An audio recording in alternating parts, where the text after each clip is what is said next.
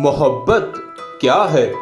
गालिब ने कहा, हम तो फना हो गए उनकी आंखें देख कर गालिब, न जाने वो आईना कैसे देखते होंगे। तो इस दिल ने जवाब दिया कि क्या कोई सच में भी फना होता है इस दुनिया में किसी के लिए? इस दुनिया में प्यार की सबसे बड़ी निशानी ताज महल, जो शाहजहां ने अपनी बीवी मुमताज की मोहब्बत की याद में बनवाया था। बेशक इस मोहब्बत की सच्चाई में कोई शक नहीं, लेकिन इस मोहब्बत के दायमी और लाजवाल होने पर सवाल जरूर है। शाहजहां ने मुमताज के चले जाने के बाद इतनी ही मोहब्बत से मुमताज की बहन से भी अपनी मोहब्बत का इजहार किया और उससे शादी की। तो दिल ने कहा, ये वो मोहब्बत नहीं जो मैं ढूंढ रहा हूँ। वसी ने कहा, जो तू नहीं तो ये मुकम्मल न हो सकेंगी, तेरी यही अहमियत है मेरी कहानियों में। तो इस दिल ने जवाब दिया कि कहानियां भी कभी नामुकम्मल रहती हैं, वो तो किसी न किसी सिरे को पकड़ के अपने अंजाम तक पहुंच ही जाती हैं। मैं तो उस मोहब्बत की तलाश में हूँ जो लाजवाल हो, जो छोटी छोटी रंजिशों और छोटी छोटी गलत फहमियों पर अपने अंजाम तक ना पहुँच जाए। तो दिल ने कहा, ये वो मोहब्बत नहीं जो मैं ढूंढ रहा हूँ।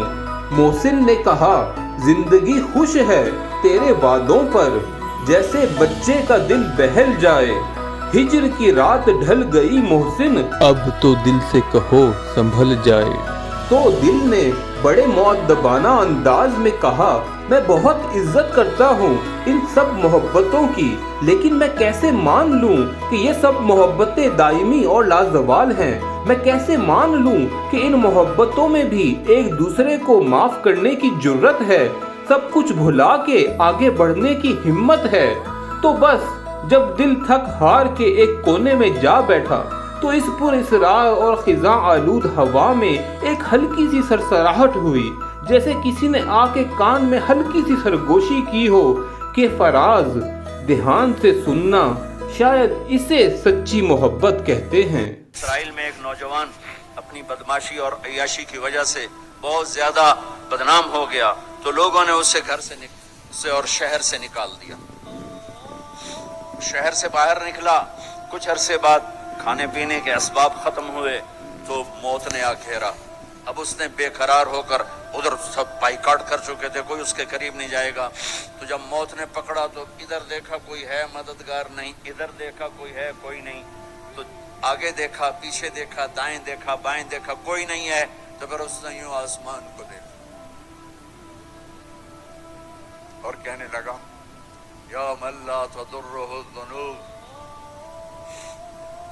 वला तनकुसुहुल मग़फ़िरह, ऐ वो ज़ात जिसको माफ करने से कोई कमी नहीं आती और गुनाह करने से उसकी ज़ात में कोई किसी किस्म की कमी नहीं आती। देख, मुझे सब ने छोड़ दिया है, तेरे पास आने का वक्त है, मुझे माफ कर दे। मैंने तेरे बंदों से सुना है तू बड़ा गफूर और रहीम है। जान निकल गई।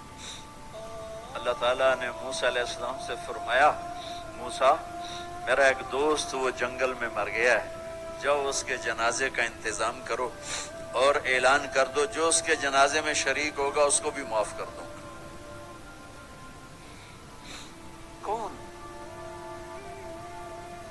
जिंदगी में सिवाय गुनाहों के है कुछ नहीं, और आखिर वक्त की मिन्नत और खुशामद पे क्या फैसले हो रहे हैं। लोगों ने दौड़ लगाई, आगे देखा तो वही नौजवान शराबी, जानी, जुआरी, बेड़ा।